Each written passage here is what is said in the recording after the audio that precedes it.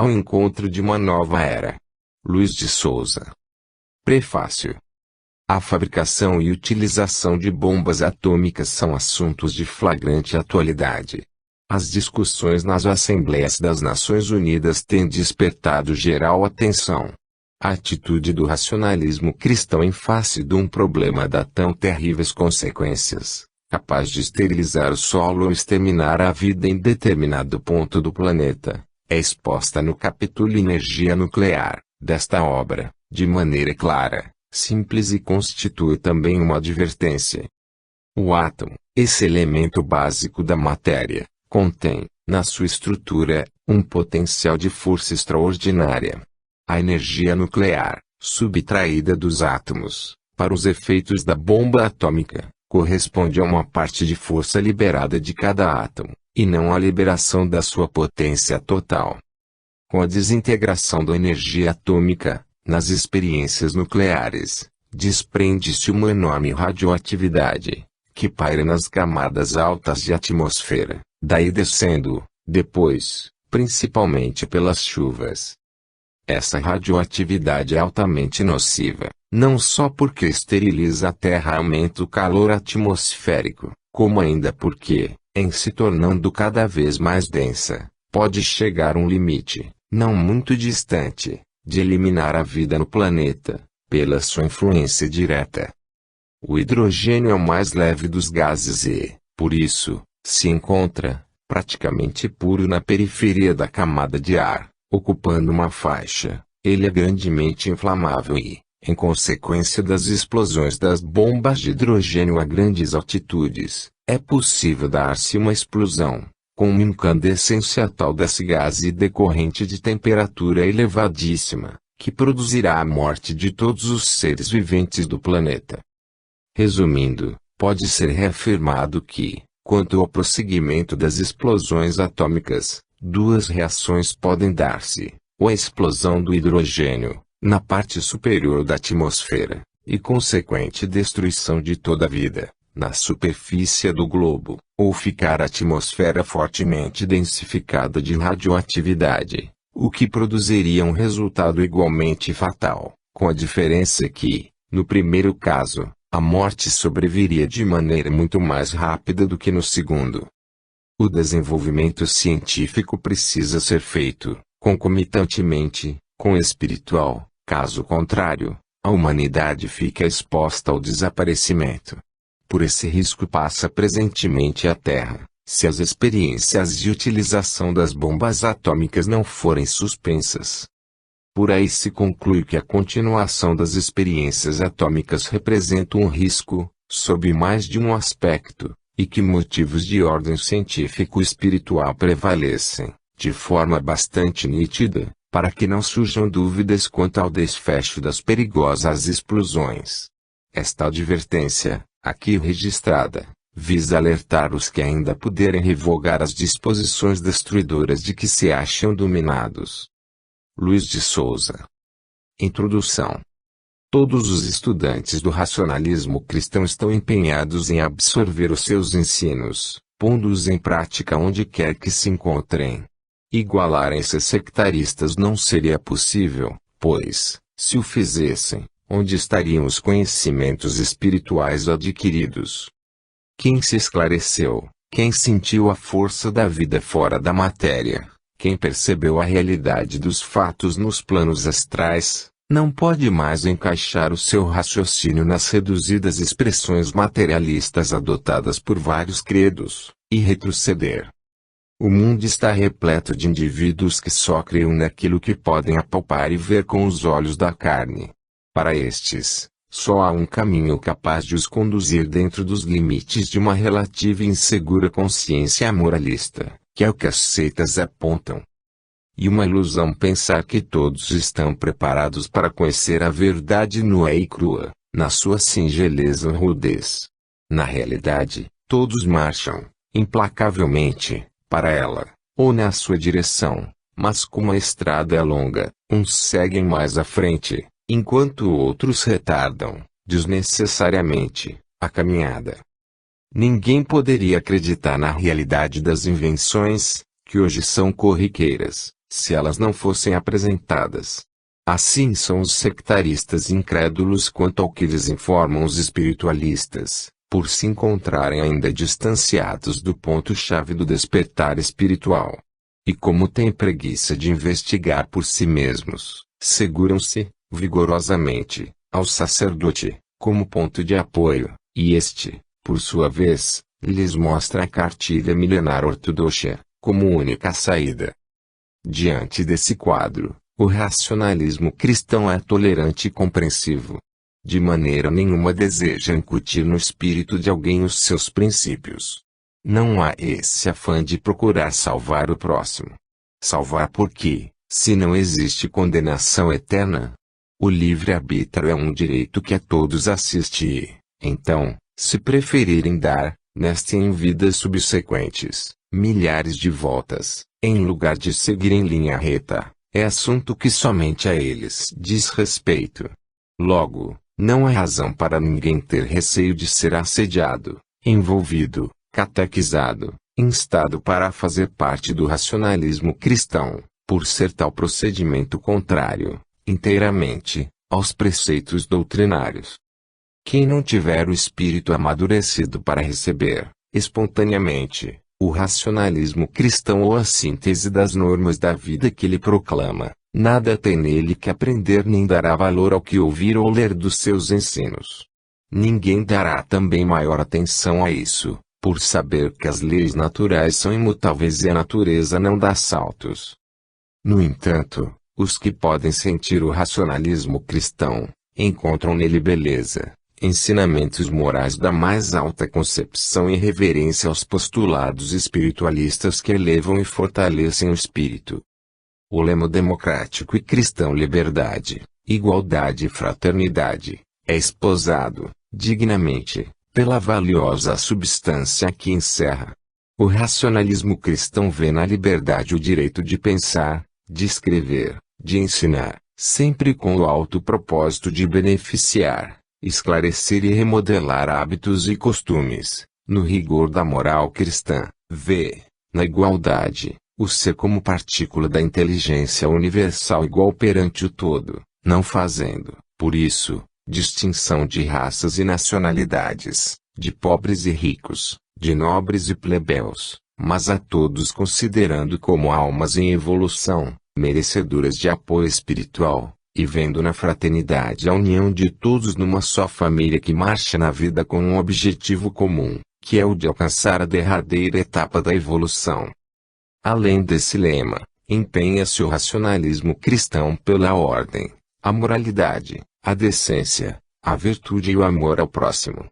A ordem compreende o método, a disciplina diária, que fazem com que as obrigações sejam executadas em tempo e as pessoas estejam sempre nos seus postos ou nas posições em que os deveres reclamem a sua presença, de maneira consciente. A moralidade compreende o respeito que o indivíduo deve a si mesmo, a dignidade pessoal, a honorabilidade em todos os atos, a retidão nos empreendimentos e compromissos assumidos, a discrição nos julgamentos e o respeito aos direitos alheios. A decência compreende a limpeza moral e física, a nobreza de atitudes, a superioridade em desculpar e a habilidade em reerguer o humilhado. A virtude compreende a ação filantrópica, o espírito de renúncia e a capacidade de sacrifício. O amor ao próximo compreende o interesse ativo em favor do semelhante, o valor que se souber dar à amizade, cultivando-a dedicadamente, e o sentimento cristalino da solidariedade. O mundo está infestado de sensualismo, de hipocrisia, de egoísmo, de falsidade, de indivíduos que não possuem o menor escrúpulo, que traem, prevaricam, lesam, difamam e escondem debaixo da máscara de bondade todas essas misérias. Sempre houve na Terra seres de tal espécie, mas o seu número tem aumentado consideravelmente. Na época atual, há muito mais ensejo para desfrutar a riqueza, e a multiplicidade de gozos que o mundo oferece é avidamente disputada pelas criaturas mundanas, sôfregas de prazeres terrenos.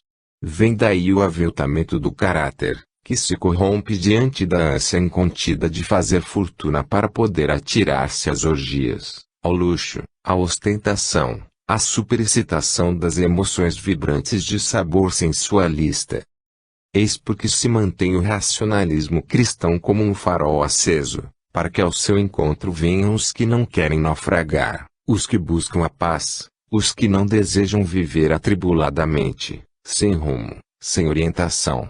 No meio corrupto da humanidade, há os que, embora poucos, relativamente, desejam outro viver, outro meio, outras companhias. Esses são os que, dia mais, dia menos aportarão ao racionalismo cristão para regozijo e esclarecimento de seus espíritos. Quando se chega a compreender que além da luz solar, há uma outra luz, muito mais brilhante, que os olhos físicos não veem, então o aspecto da vida muda de paisagem e os seus horizontes se dilatam. Os capítulos que compõem este livro são desdobramentos da doutrina racionalista cristã focalizados com o objetivo de enfatizar, com argumentos mais amplos, os princípios exarados na obra básica.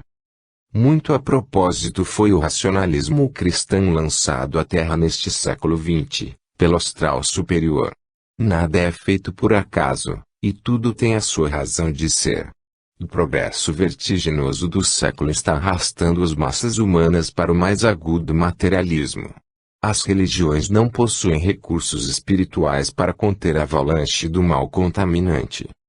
Era preciso, pois, imperiosamente preciso, que surgisse uma doutrina revolucionária no sentido moral, para divertir o mundo do perigo que corre.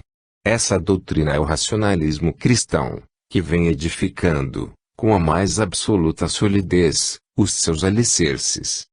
A missão do racionalismo cristão vem sendo cumprida com método e regularidade. De ano para ano, novos progressos são registrados.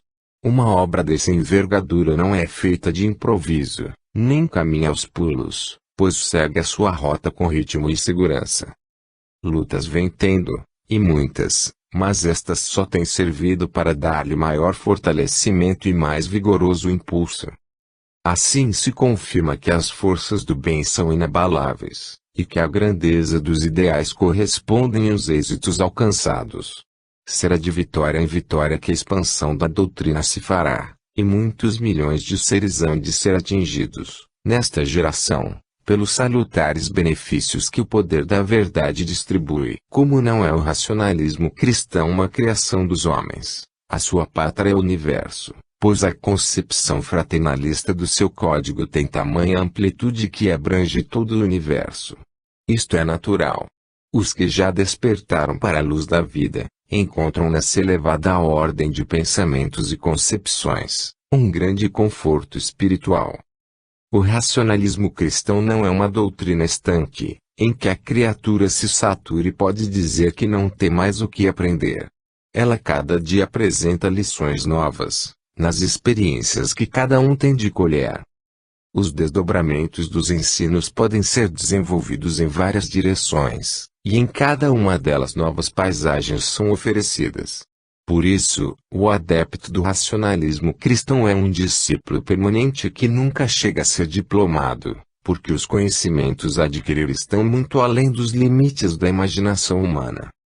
A corrente racionalista cristã não se restringe ao orbe terráqueo, estendendo-se pelos planos superiores, onde se acham em atividade constante, em favor dessa mesma corrente, muitos milhões de espíritos iluminados.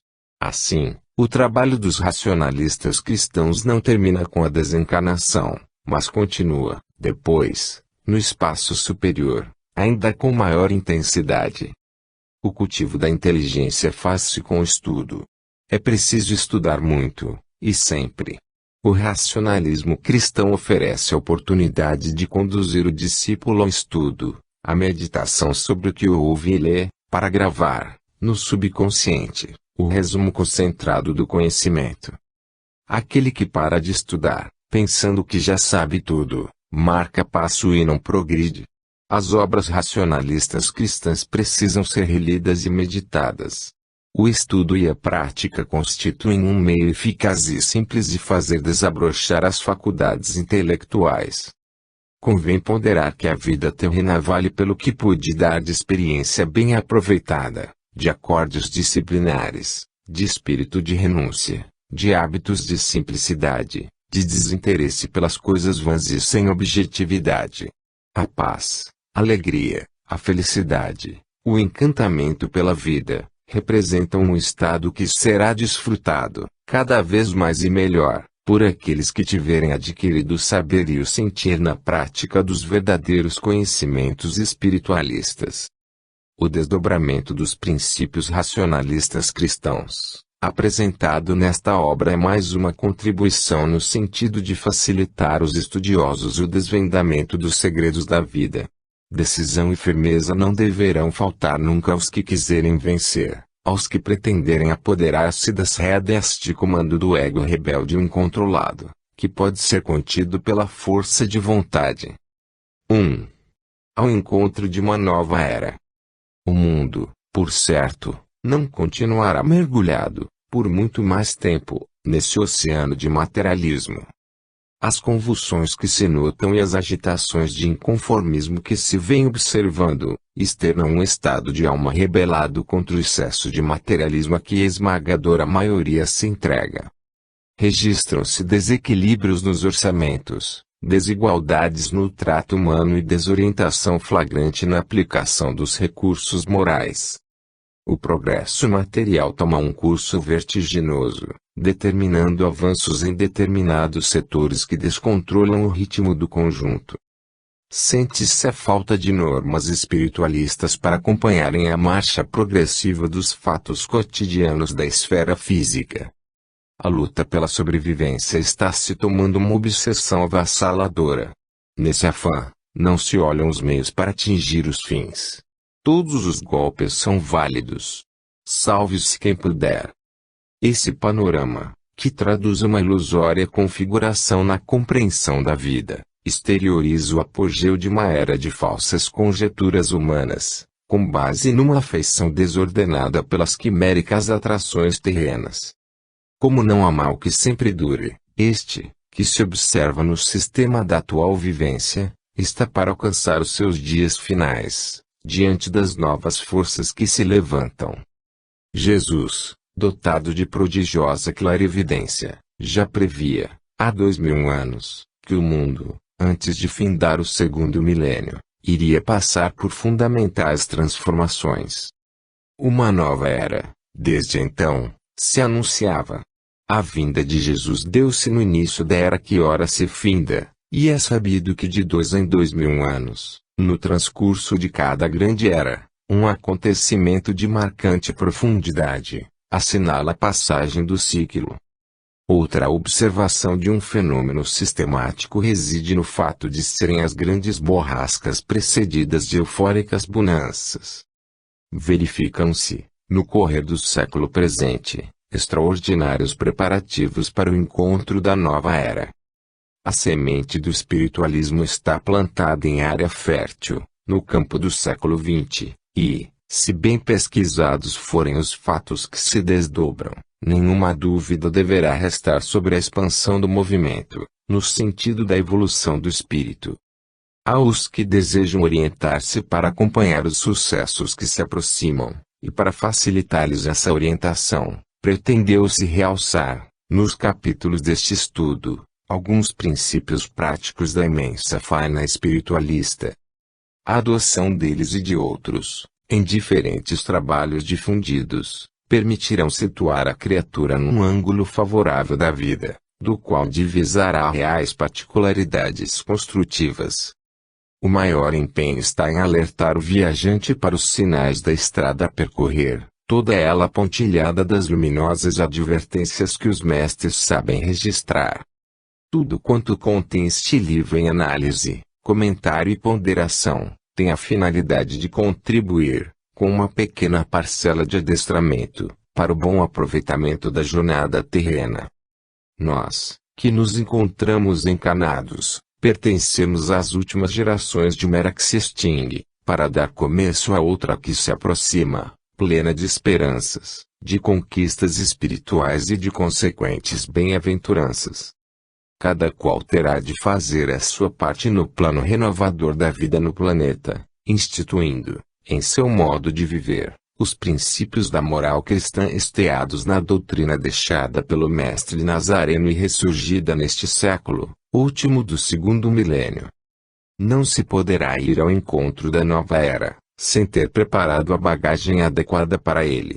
Tal bagagem terá de ser constituída do acervo espiritual acumulado nesta existência física, através da conduta escorreita, do exemplo edificante de provas de salubridade moral. Os que não quiserem submeter-se à marcha para tal encontro, por lhes faltarem os elementos promotores, terão de servir-se das experiências que lhes serão reservadas em plano físico, bem mais árduas, até ficarem habilitados, em oportunidades futuras, a concorrer ao acesso que nesta hora está sendo propiciado aos que amadureceram os seus espíritos para a renovação que se opera. Cientistas estão registrando, em várias partes do mundo, a ocorrência de fenômenos físicos na Terra, que se não explicam sem o reconhecimento de interferências de forças estranhas, extraterrenas, as quais se subordinam a outras leis, que são as dos planos cósmicos que mantêm o universo em equilíbrio. Estudos da maior transcendência feitos por reconhecidas sumidades no trato da evolução da Terra, penetram no passado, por numerosíssimos séculos, servindo-se da própria matéria terráquea submetida a averiguações das mais remotas e complexas ações geológicas, para chegarem ao ponto de confirmar, com segurança, muitos dos fenômenos que o planeta suportou, com o suceder das eras que se foram. Esses estudos, no plano da ciência, autorizam a esperar-se o próximo evento de uma nova era, plena de vibrações espiritualizadas. A mudança de uma era para outra tem sido assinalada com a reconhecida degradação de uma civilização por atos de corrupção e sórdida vilania, para surgimento de outra, com bases em maior elevação moral. Observando-se a caótica posição moral do mundo, nos dias que correm, e, por outro lado, o aparecimento de um movimento espiritual que se firma com a mais decidida disposição, nota-se real analogia com as transformações verificadas na contextura morfológica da Terra, em consonância com a interpretação de reveladores hieróglifos que remontam à era imediatamente posterior ao desaparecimento da Atlântida. Os ciclos se fecham em rigorosa obediência a leis da suprema sabedoria, e não haverá dúvida de que o que envolve o panorama atual da vida terrena, está com os seus dias contados. A evolução, que é obrigatória, faz parte de leis imutáveis e irrevogáveis, não sendo as partículas em progresso espiritual neste mundo físico que se hão de opor ao império dessas leis. Uma vez que a evolução terá de processar-se a qualquer custo, sem contemplações, vale a pena tomar-se a criatura disciplinada, submetendo-se àquilo que determinam as imponderáveis forças do astral superior. O objetivo deste e de outros escritos da mesma natureza, é mostrar de que modo se deverão aplicar as normas, verdadeiramente cristãs, de vivência diária, na trajetória terrena. Em assim procedendo, tudo se resolverá bem, a existência será melhor aproveitada, os deveres cumpridos, a consciência se manterá em paz e todos marcharão ao feliz encontro de uma nova era, de maior progresso espiritual. Ninguém, em sã consciência, há de querer ficar para trás nesta jornada em que se procura atingir um alvo seguro, situado na área do espiritualismo. Se assim é, somente os desprevenidos, os negligentes, os seres mundanos, entorpecidos pelos gozos terrenos, deixarão de alinhar-se ao lado daqueles que podem antever os resultados venturosos que se delineiam, com a adoção de um comportamento alicerçado nos temas que se vêm expondo. Há um convite ao comodismo no mundo, que deve ser repelido, pelos males a que conduz. O momento é de sacrifício e de renúncia, e são estes os meios pelos quais cada um deve chegar ao ponto de partida, para uma nova era. Os temas desenvolvidos nesta coletânea, são parte de outros que se encontram nos livros A Felicidade Existe e a Morte Não Interrompe a Vida, concebidos com o propósito de oferecer subsídios capazes de auxiliarem aqueles que desejam encontrar o caminho que milhares de indivíduos já percorrem, em direção àquela meta que constitui o tema deste capítulo. Na verdade, o cotidiano apresenta casos que podem ser atendidos de várias maneiras, mas o que se precisa é a fórmula ideal para escolher a maneira de agir, condizente com as regras da espiritualidade. Só assim se agirá corretamente e se procederá como convém, evitando-se, deste modo, a possibilidade ingrata de se arrolar em débitos na vida espiritual. Daí a importância de dar-se o devido e alto valor aos critérios espiritualistas, cuja finalidade é conduzir a criatura pelas seguras veredas do bem. Uma vez adotado esse sistema de vida, todos os recursos convergem para elevar o ser às condições mais propícias à sua evolução. Da Terra, cada vez que se desencarna, outra coisa não se leva, de útil, que não sejam as obras construtivas ou o procedimento correto, com os seus resultados, representados pelo pecúlio que será somado ao acervo conquistado em outras vidas. E de esperar-se, então, que aqueles que desejarem aumentar o seu patrimônio espiritual, encontrem, nesta leitura, algo que possa contribuir para afirmar a sua conduta nos melhores moldes de atuação. Com este comportamento, contribuirá, cada qual, com a sua parcela, para se melhorarem as condições morais da coletividade, que representará, na tomada de contas da consciência, no além, um crédito favorável a figurar no cômputo das conquistas positivas. Não deve ser desprezada uma perspectiva tão animadora que possibilita a obtenção de vantagens de tão alto valor para a composição dos tesouros do espírito. Todos precisam navegar neste mar tormentoso da vida terrena, munidos de bússola e sextante, para não perderem o rumo, e tais meios, aqui simbolizados, correspondem aos que se obtêm de normas estribadas em princípios espiritualistas que, de maneira objetiva, podem alertar os espíritos vigilantes. Assim como, presentemente, todos se precisam adestrar para as funções profissionais, certo é que tal necessidade continuará sendo imperativa no transcorrer da nova era, ocasião em que em tal adestramento hão de figurar as formas relativamente mais elevadas das florações espiritualistas. Não é por acaso que se encontram, na pauta das atividades humanas dos dias que correm, lições apuradas de procedimento cristão, principalmente ao alcance daqueles que têm a responsabilidade moral de se prepararem para as tarefas que lhes terão de ser confiadas. Seria doloroso que tais criaturas estivessem ausentes na hora precisa da seleção, esquecidas das suas reservas, afastadas do caminho, adormecidas no mácio acolchoado das próprias ilusões. Este e outros escritos de idêntica natureza contém matéria com que se poderá contar, para conduzir aos portais da nova era, os que, bem intencionados, para lá se queiram dirigir. Terminada esta exposição, espera-se que em boa terra tenham caído as sementes lançadas por este e por numerosos outros lavradores da obra cristã, que não medirão esforços para alertar almas predispostas a uma nova vida que desponta, nos horizontes, de forma promissora, como que a anunciar uma nova era de resplendor espiritual. 2. O poder do pensamento.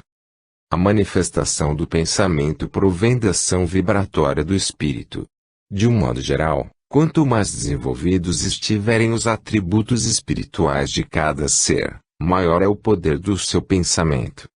A capacidade de concentração é dom valioso, por meio do qual, com maior ou menor intensidade, se exterioriza a força atuante do pensamento, que se apresenta a visão astral deformado e impreciso, ou bem delineado e nítido, consoante a capacidade de concentração do agente. Disse também que pensar é atrair. Por isso, pensar em uma moléstia, temendo contraí-la, é formar campo aberto para que ela se revele. O pensamento pode transformar, pelo seu poder, qualquer composição material, por serem todas elas por ele criadas. Os seres do astral superior, em hierarquia espiritual ascendente, rumo ao poder total, transformam a matéria, com o poder do pensamento, em toda e qualquer composição, sem restrições, sempre que essa transformação obedeça a injunções da mecânica universal, ditadas pelas leis da evolução. Em sua camada atmosférica e, fora dela, em estado gasoso e etéreo, o mundo Terra contém substâncias volatizadas e fluídicas, de que ele é, em forma densa, composto. O uso dessas substâncias exige a associação de todos os seus elementos, para os fins pré-estabelecidos. Mais tarde, todos os seres terrenos irão saber como operar com o pensamento, para que ele exerça sobre a matéria todo o domínio e poder. Só se poderá chegar lá, entretanto, muito depois de haver se ingressado no caminho da espiritualidade. Nenhuma idealização material se consuma, sem ter antes sido delineada, em todos os seus pormenores, pela força do pensamento. Verifica-se, por esta análise, quão necessário e útil é, para o desenvolvimento espiritual, dar atenção à ordenação dos pensamentos, como meio eficaz de educá-los para a conquista dos melhores resultados. Os pensamentos devem ter orientação construtiva voltada para o bem geral da humanidade, e conter substância espiritualista para poder encontrar reforço indispensável nas altas esferas da confraternização. Isto posto, firme-se cada um na disciplina básica da doutrina racionalista cristã, que oferece os melhores princípios para a efetivação de todos os nobres ideais.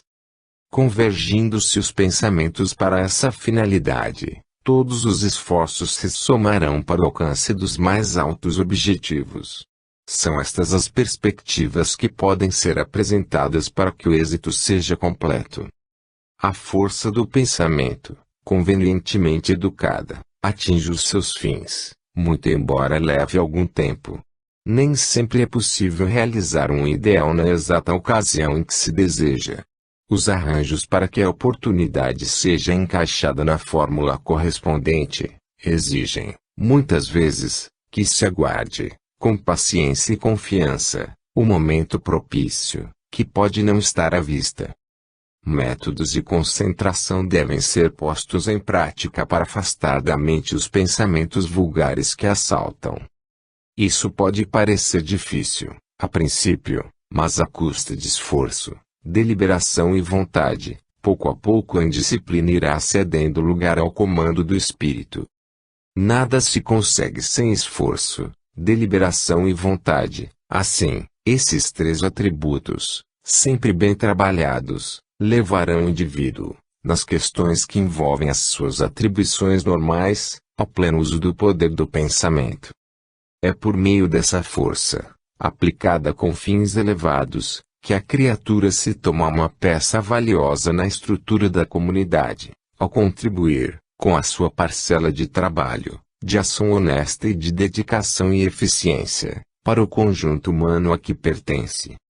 Os que se enquadram na rotativa desse engenho de ação positiva, estão automaticamente envolvidos pelas forças do bem, e a sua produção na esfera física é incomparavelmente maior. É fortalecendo o espírito com educação adequada, que o pensamento se torna uma força poderosa e capaz de submeter os atos da vida à disciplina, à pontualidade, ao fiel cumprimento das obrigações, ao respeito próprio, e para com o semelhante, à cordialidade, às boas maneiras, ao afeto fraternal, à solidariedade humana, à prestimosidade, à tolerância racional, ao zelo pela palavra empenhada e à boa educação. Para manter esses requisitos em ordem, muitas coisas são necessárias, entre essas a força de vontade, a atenção, o cuidado, a vigilância, a disposição, o entendimento, o critério, a contenção de impulsos, o desejo de evoluir, e, sobretudo, encontrar-se a criatura a trilhar o caminho da espiritualidade.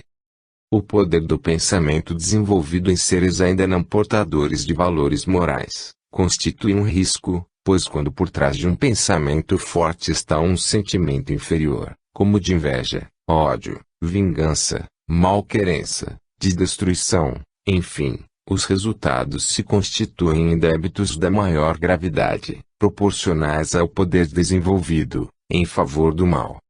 Assim, o poder do pensamento lembra uma lâmina, de 2 gumes que, enquanto de um lado é fonte de poderosos recursos para a promoção do bem, do progresso, da evolução e da felicidade, de outro pode dar origem às mais funestas consequências, quando o agente for movido pelo sentimento do mal. Mas o poder do pensamento que se deseja recomendar, é aquele que pode ser exercido pelo adepto do espiritualismo, por aquele que está seguro de seu papel na orquestração harmônica do universo. Muitos aplicam, inconscientemente, o poder do pensamento, sem o reconhecimento real do que ele representa. Esses agem irrefletidamente, não produzindo maiores prejuízos, por ser emitido confusamente, sem disciplina, e bom é que assim seja, enquanto ausentes ainda estiveram aqueles princípios que norteiam a correta aplicação desse poder. Vítimas dos seus próprios pensamentos são aqueles que sofrem desgraças na lei do retorno de causa e efeito, por mau uso do livre-arbítrio, alheios ao implacável curso das correntes consequentes. O bom comportamento em todos os atos da vida, é o reflexo de pensamentos bem instruídos e tratados por pessoa que marcha em sentido ascendente. Não se deve esquecer que a evolução e a sua marcha no planeta são acompanhadas pelo astral superior, que não se descuida, um só instante, das atribuições que lhe estão afetas. À medida que a humanidade se for esclarecendo, espiritualmente, determinados dons irão se manifestando, dentre os quais o poder consciente do pensamento. Se todos pudessem perceber as magníficas paragens que existem no campo astral, aguardando a chegada dos seres que se serviram da luz da verdade para orientar-se, outro rumo dariam à sua vida. Quando a força do pensamento é inteligentemente orientada com fundamento no acumulado tesouro espiritual, todos os problemas de aspecto aflitivo se dissolvem, diluídos no esplendor dessa força grandiosa. As opulências incomparáveis que se situam no campo espiritual das regiões classificadas do além, estão destinadas àqueles que primam, na terra, por lapidar as falhas do seu espírito, adotando normas que induzam a dar bom trato ao pensamento. A locomoção individual, em plano astral, denominada a volição, é feita pela força do pensamento. A transmissão de pensamentos de um para outro ser, separados por distâncias consideráveis, é realizada em plano astral, numa insignificante fração de tempo, pelo poder do pensamento. É o que se denomina telepatia. São, ambos, vocábulos de uso corrente, associados à ação do pensamento. Sendo, como é, o pensamento uma emanação do espírito, o qual desenvolve constante ou permanente atividade, urge prepará-lo, em condições tais de apuro e burilamento, que o pensamento produzido seja de molde a recomendar o indivíduo como portador das melhores virtudes. O pensamento é o recurso existente para o exercício das atividades no campo astral, sempre limitadas ao desenvolvimento adquirido em plano físico, com que cada um se apresentar. Não se deve perder de vista que a Terra, mundo escola, é o lugar onde o espírito pode melhor desenvolver as suas qualidades intrínsecas, e é para isso que existe o sistema reencarnatório, com o fim de facilitar o correspondente processo de evolução. Toda essa organização sistemática é obra do pensamento poderoso da alta hierarquia espiritual. Todos, gradativamente, terão de desenvolver a força do pensamento, porque o seu uso ou emprego será cada vez mais necessário nas operações de alta categoria espiritual, na medida do adiantamento obtido. Esse adiantamento ocorrerá, também paulatinamente, com esforço constante e permanente no âmbito da espiritualidade, para que os dons espirituais se desenvolvam, de modo conjugado e equivalente, dentro de condições de equilíbrio. Com espiritualidade em desabrochamento, Numa sequência uniforme e racional, ninguém fará uso do poder do pensamento senão para o bem comum. À medida que for crescendo o pensamento, irá demonstrando a força prodigiosa de que é dotado, que terá, por isso, de ser dirigida, sabiamente, através de recursos espirituais próprios, de elevada natureza, conquistados numa séria ação de reencarnações bem aproveitadas. O espírito é uma fonte perene de dons e recursos que aguarda a oportunidade e condições para se manifestar independentes do próprio indivíduo, que precisa esmerar-se para a obtenção de conhecimentos espiritualizadores. O pensamento, com o seu magnífico poder, opera magistralmente na composição e na mecânica do universo, sendo responsável pela manifestação de tudo aquilo que os olhos veem no campo material, físico ou fluídico. O pensamento é um poder da inteligência universal multipartido entre os seres, por onde se constata a filiação que existe entre a partícula e o todo. Essa prova passa desapercebida entre os que desconhecem o valor do pensamento. Todas as criaturas humanas manifestam esse atributo espiritual, que varia entre elas na proporção do seu desenvolvimento, no plano astral superior, porém, ele se revela em grandes amplitudes.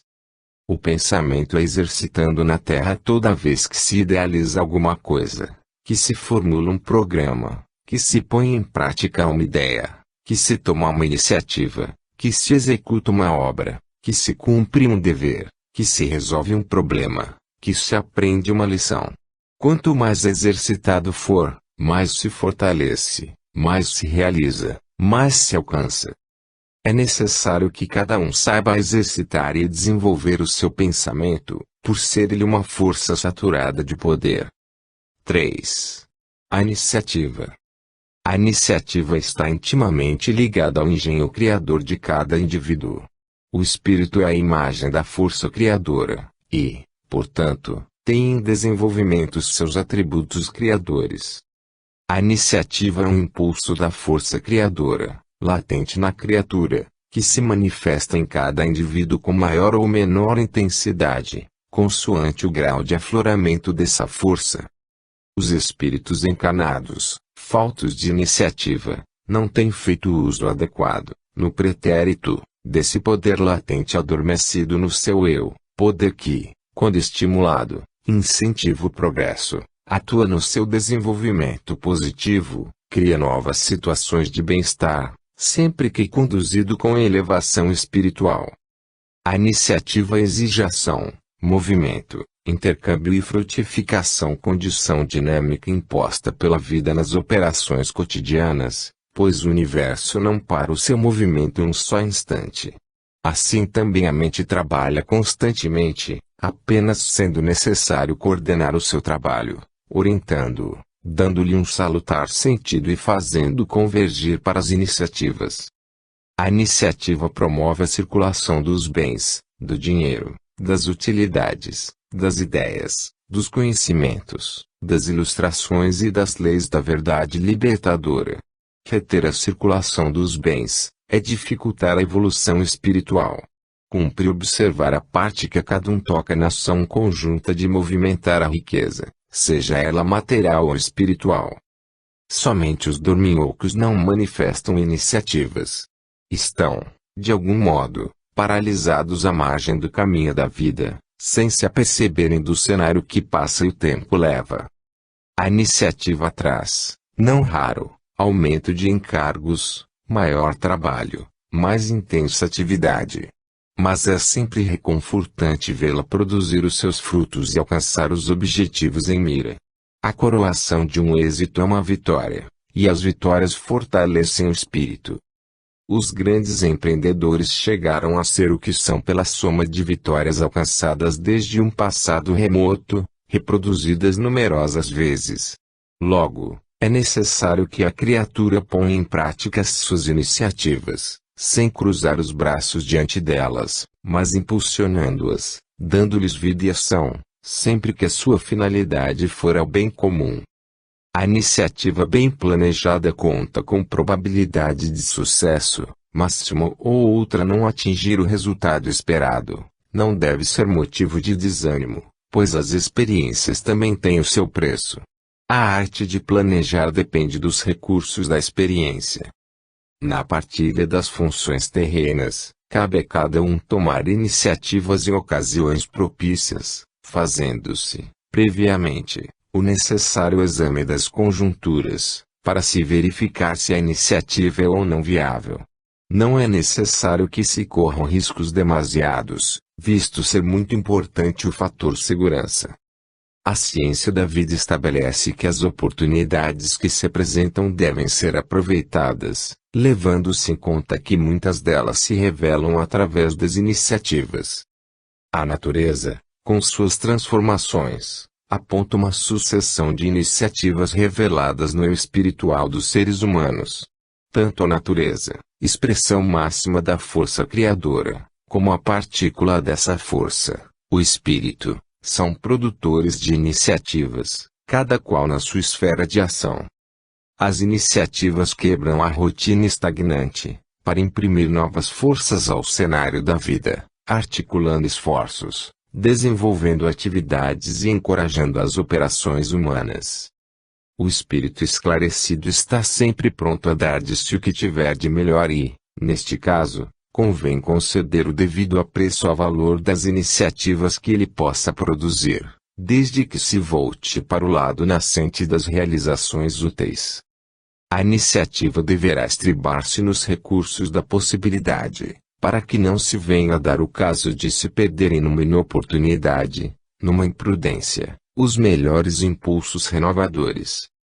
Não é possível conceber a evolução, sem se reconhecer, por trás dela, acionando-a, a mola da iniciativa.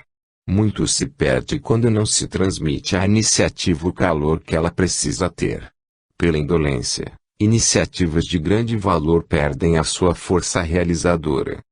A vida reclama um movimento dos valores concretos ou abstratos, como meio de fazer chegar ao alcance de todos os recursos adequados que cada alma aspira.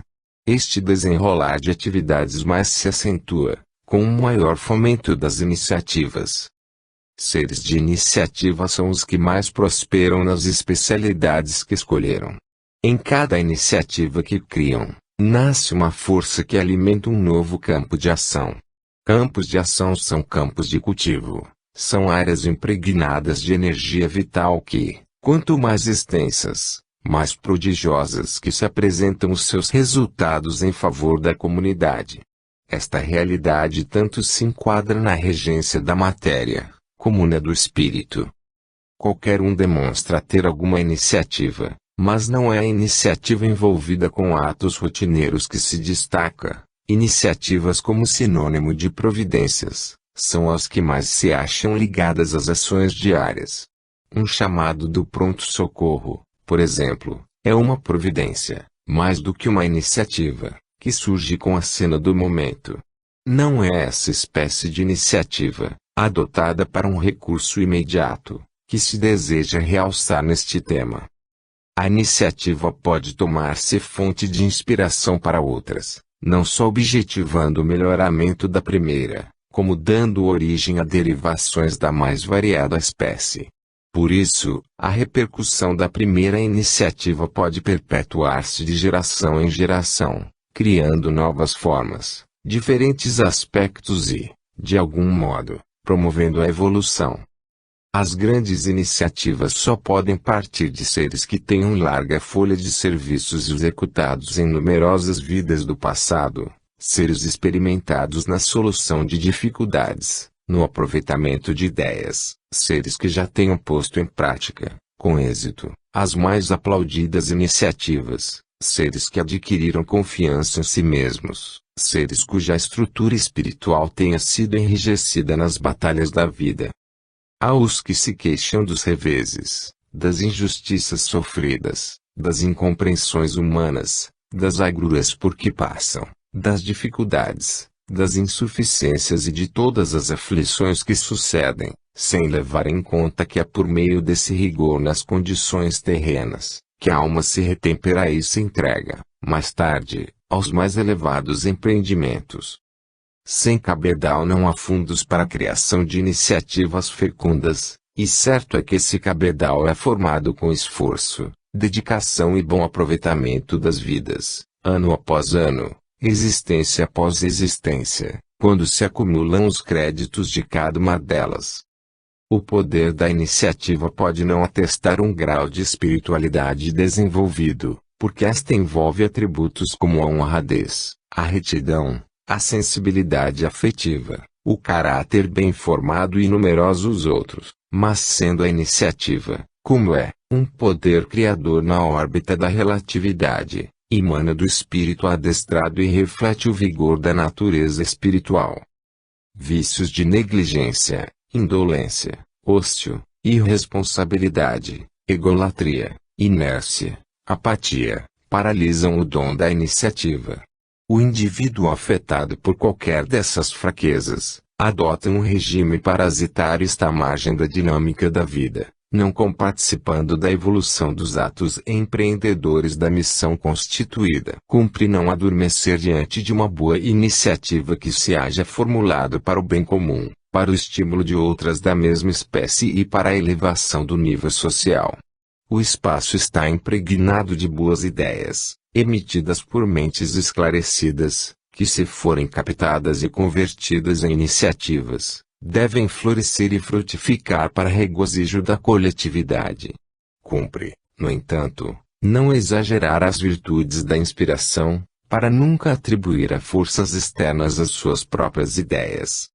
Com respeito a iniciativas, há, ainda, os que se fanatizam por uma novidade qualquer e passam a perseguir as pessoas conhecidas, com o desejo de envolvê-las na sua rede de pensamentos obsedantes, para arrastá-las ao cometimento do que engendram. São criaturas que necessitam de tratamento psíquico, na maioria dos casos instrumentos do astral inferior. Os seres humanos possuem a mediunidade intuitiva, uns a têm mais desenvolvida do que outros, mas ela é comum a todos os indivíduos. As iniciativas afloram, não raro, através dessa mediunidade, apoiando-se na capacidade operante do seu agente. A iniciativa tem de ser sempre orientada, racionalmente, para o bem. Uma iniciativa que redunde em alterar os bons costumes, em perverter o meio social, é profundamente negativa e causadora de danos morais para o seu executor, na proporção dos males consequentes. Realizações ou empreendimentos exigem iniciativas, pois sem elas a evolução seria estacionária. Cada indivíduo normal é uma peça do grande conjunto universal, em que as transformações se operam no sistema evolutivo.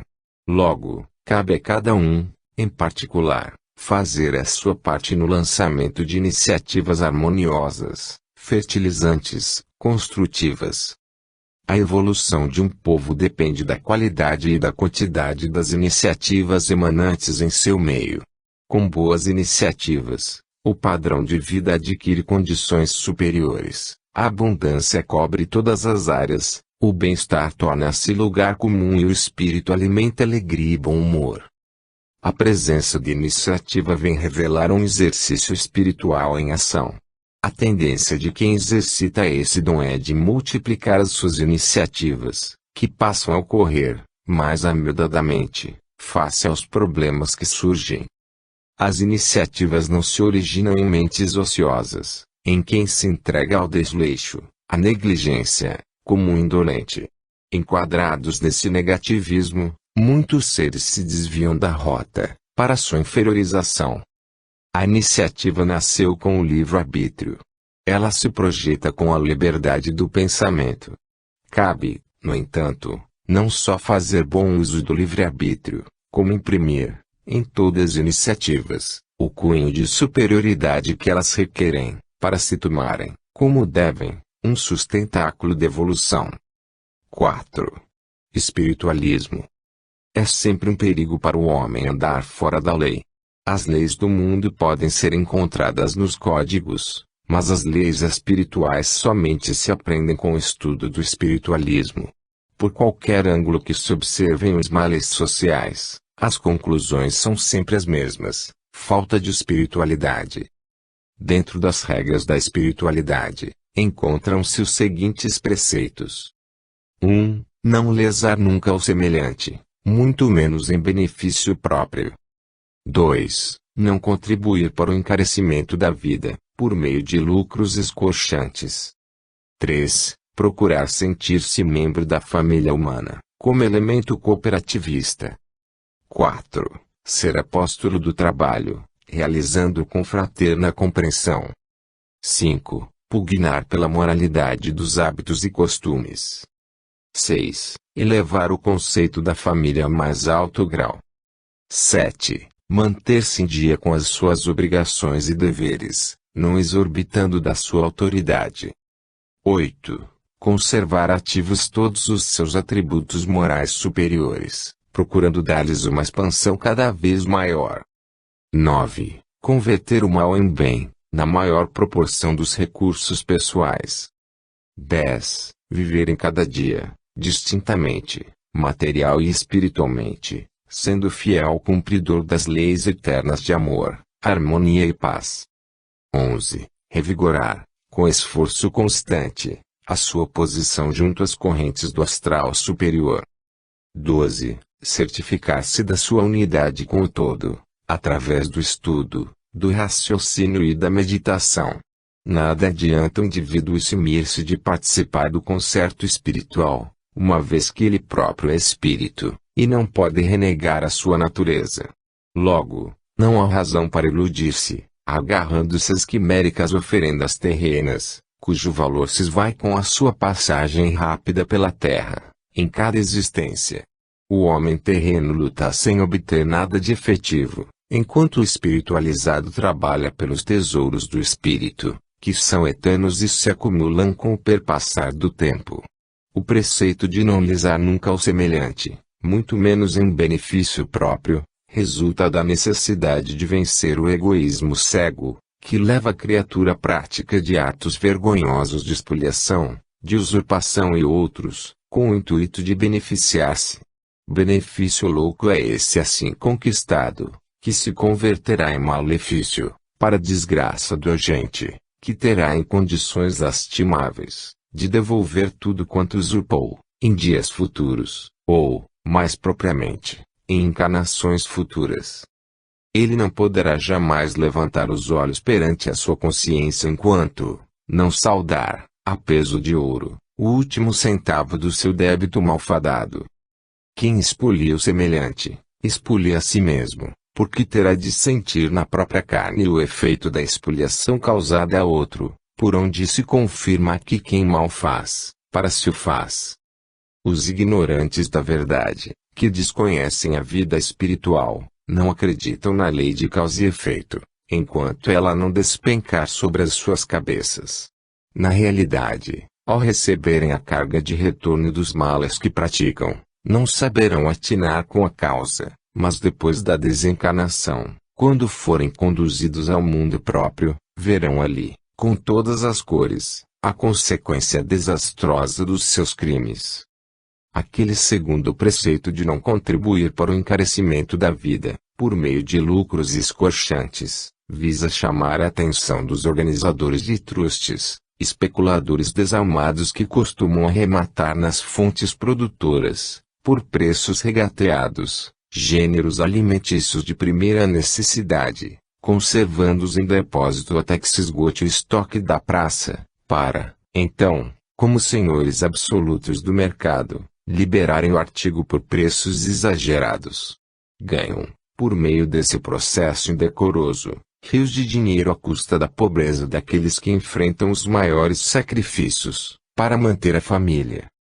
Esses indivíduos, conhecidos na gíria por tubarões, são criminosos que imporão a si mesmos, depois de ascenderem aos seus mundos de luz e verificarem, horrorizados, todo o mal que fizeram, uma vida de penúria, nas próximas encarnações.